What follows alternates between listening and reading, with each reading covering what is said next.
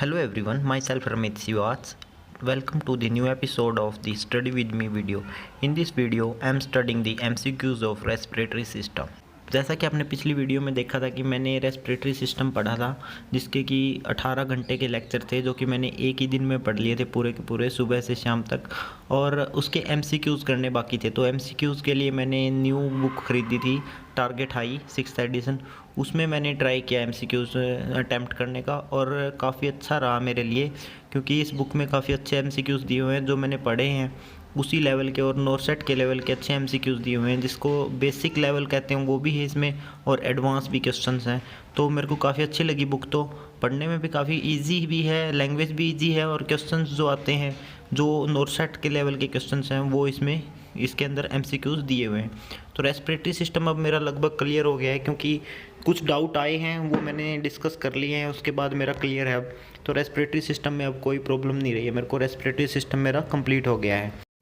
ये सब एमसीक्यूज़ कुछ 250 के आसपास एमसीक्यूज़ थे बुक में, और ये सब एमसीक्यूज़ मेरे को अटैम्प्ट करने में लगभग 4 घंटे लग गए हैं, क्योंकि मैंने 1 मिनट में एक एमसीक्यूज़ अटैम्प्ट किया है।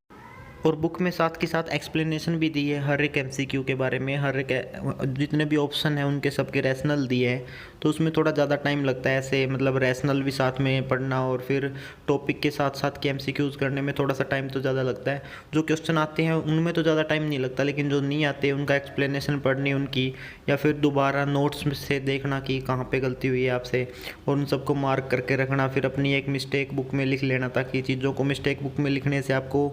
ये पता रहता है कि ये मिस्टेक मैंने की। और जो भी आंसर मेरे को नहीं आ रहा था उनको मैंने मार्क करके रखा कि ये वाले क्वेश्चन में मेरे को डाउट था, ताकि फिर मैं दोबारा रिपीट पढ़ूंगा तब मेरे को ईजी रहेगा इसमें, कि मतलब ये डाउट था लेकिन अभी मेरे को क्वेश्चन आया, तो उससे थोड़ा कॉन्फिडेंस बिल्ड होगा पढ़ने में साथ साथ। और जो स्टडी विद मी वीडियो बनाना है वो मेरा बेस्ट पार्ट है मेरे लिए, क्योंकि मेरे को काफ़ी अच्छा लगता है ये वीडियो बनाना। तो यहाँ पे मैं जितने भी एमसीक्यूज़ कर रहा हूँ साथ के साथ, और जिनके आंसर मेरे को नहीं आते थे, जो आते थे वो तो ठीक है, उनको निशान नहीं लगाया मैंने, मार्क नहीं किया। जैसे 1336 नंबर क्वेश्चन मेरे को नहीं आता था, उसका डी ऑप्शन मेरे को देखना पड़ा था, या कोई डाउट था उसमें,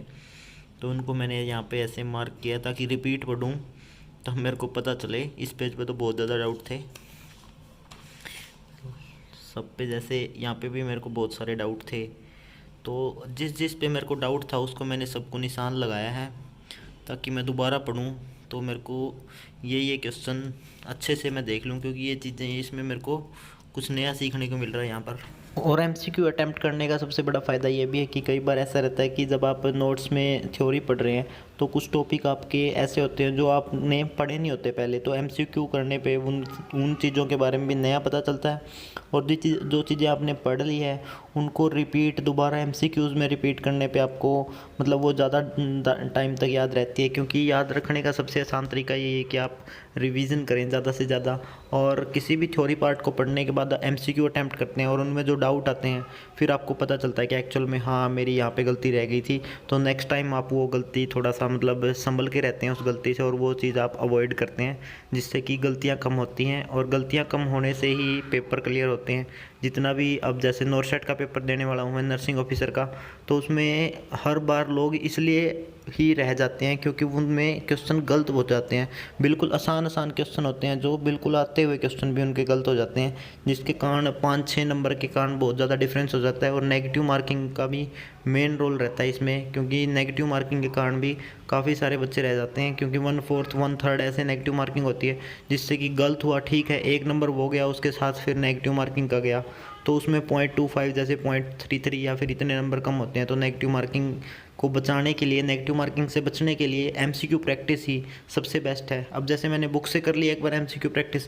अब एक बार मैं जो मेरी ऐप है, मेरी SNA अकेडमी की ऐप है, उससे भी मैं दोबारा से एमसीक्यू प्रैक्टिस करूँगा, और उसमें एमसीक्यूज़ हैं जो सर ने पढ़ाए हैं। वीडियो को देखने के लिए आपका धन्यवाद। Thank you so much.